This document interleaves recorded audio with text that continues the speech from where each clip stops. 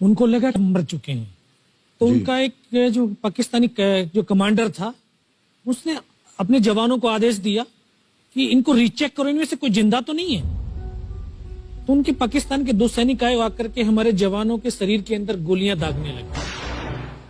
तो मैं बेहोश था, लेकिन इतना बेहोश नहीं था कि उनको सुन ना सकूं या देख ना सकूं। तो जो मेरे सामने वाले साथी को जो सीने में आकर 4-4, 5-5 जो राउंड के ब्रस्ट मारे, डेड बॉडी ऐसे उछलती थी ऊपर की तरफ, सामने वाले को मारा, बगल वाले को मारा, मैं भी इस तरह से ऐसे पड़ा हुआ था। उसने फर्स्ट में यहां पर ब्रस्ट मारा, फिर मेरे पैर में 2 जगह पे मारा। उसको मैं देख रहा हूं कि धुआं निकल रहा है, लेकिन उस गोली की पीड़ा को चुपचाप पड़ा सहता रहा और उनको यकीन हो गया कि इनमें से कोई जिंदा नहीं। फिर बहुत गालियां दी, बूट की ठोकरें मारी। फिर काफी देर के बाद में उनका जो कमांडर था उसने बोला कि इनके वेपन उठा लो, और नीचे जो हिंदुस्तान का पोस्ट है उसके ऊपर दूसरे जो उनके साथी थे उनको सूचना दिया, उसके ऊपर कब्जा हमला कर दो। फिर ये आवाज भी सुनी तो मुझे लगा कि यार आज तो मेरी पूरी टीम खत्म हो जाएगी। दोबारा से उसके साथी आए, पाकिस्तान के सैनिक आए और हमारे जवानों के शरीर के अंदर गोलियां दागने लगे। उन्होंने फिर उसी रोटेशन से गोली मारी, पर जब 1 कदम आगे गया तो उसने राइफल मेरी सीने की तरफ तानी। तब मुझे लगा यार अब नहीं बचूंगा, लेकिन कहते हैं कि जाको राखे साइयां मार सके ना कोई। जब उसने गोली चलाई तो यहाँ पर पर्स में 5-5 रुपए के कुछ सिक्के भी थे। जब गोली जाकर के सिक्कों पे टकराई तो मुझे भी आभास हुआ कि तो मर गया हूं। पाकिस्तान का दूसरा सैनिक आया, उसने आकर के मेरा AK-47 उठाया और वापस मुड़ा तो उसका पैर मेरे पैर से टकराया हो। तब मुझे लगा कि यार मैं तो जिंदा हूं। तब मेरे पास एक हैंड ग्रेनेड था, मैंने उसको पिन निकाली और उसके ऊपर ऐसे फेंका तो कोट के अंदर हुड लगे हुए, हुड के अंदर वो गिरा जी। उसने तुरंत पीछे की तरफ मुड़ के देखा, पीछे तो कोई मूवमेंट था नहीं। तो जब तक वो ग्रेनेड को निकाल पाता ग्रेनेड फट गया, यहाँ से उसका पूरा सर उड़ा और वो हमारे ऊपर आकर के गिरा।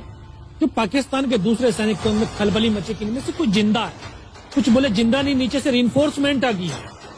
तो उनमें खलबली मची। मेरा पास वही एक मौका था, मैंने दोनों हाथों से उसकी राइफल को उठाने की कोशिश करी, ये हाथ हिला नहीं। एक हाथ से राइफल उठाई, वहां से ब्रस्ट फायरिंग किया, 4-5 पाकिस्तानी सैनिकों को मौत की नींद सुला दी। फिर बाएं हाथ से पलटा खाया, दूसरे पत्थर से 3-4 जगह से फायरिंग किया। तो जो उनका मोमेंटम था, जो हौसले थे, परस्त हो चुके थे, वो भाग खड़े। 2-3 मीटर गया, जाके देखता हूँ सामने उनके लंगर चल रहे, उनका लिविंग टेंट बना हुआ, उनके जो हैवी वेपन का डिप्लॉयमेंट था वो सब कुछ वहां पे लगा हुआ। उस समय जहन के अंदर एक ही पागलपन था, अपने साथियों को बचाना। फिर मैं वापस धीरे धीरे रेंगता हुआ अपने साथियों तक आया। फिर मुझे लगा कि इनमें से हो सकता है मेरी तरह कोई साथी होगा, जिंदा होगा। उनको देखा, किसी का सर फटा हुआ था, किसी के फेफड़े निकले हुए थे। बहुत देर बैठकर रोया भी, फिर अपने आप को संभाला। चारों तरफ बर्फ ही बर्फ, पहाड़ी पहाड़। यह भी पता नहीं कि हिंदुस्तान किधर है, पाकिस्तान किधर है।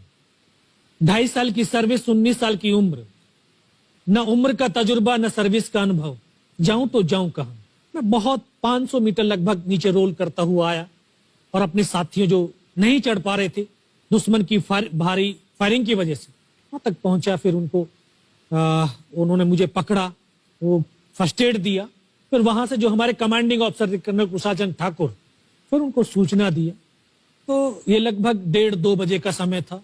वहां से फिर कमांडिंग ऑफिसर तक मुझे ले जाया गया। फर्स्ट एड तो हुआ, लेकिन ब्लड इतना निकल चुका था कि दिखाई देना बिल्कुल बंद हो गया था।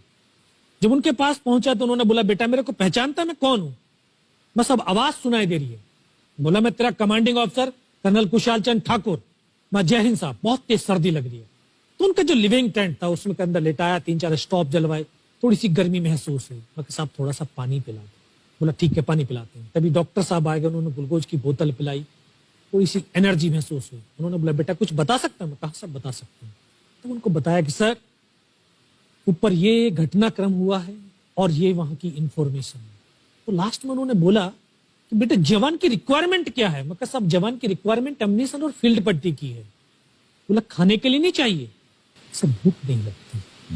बस इतना कहते कहते तभी डॉक्टर ने कौन सा इंजेक्शन लगाया, फिर मुझे पता नहीं कहां पर हूं।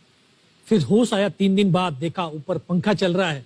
पता चला कि 92 बेस हॉस्पिटल श्रीनगर, और वहीं से मुझे बेस हॉस्पिटल दिल्ली रेफर कर दिया और 16 महीने तक उस हॉस्पिटल में मैं रहा। 16 महीने तक आपका इलाज चलता रहा? जी।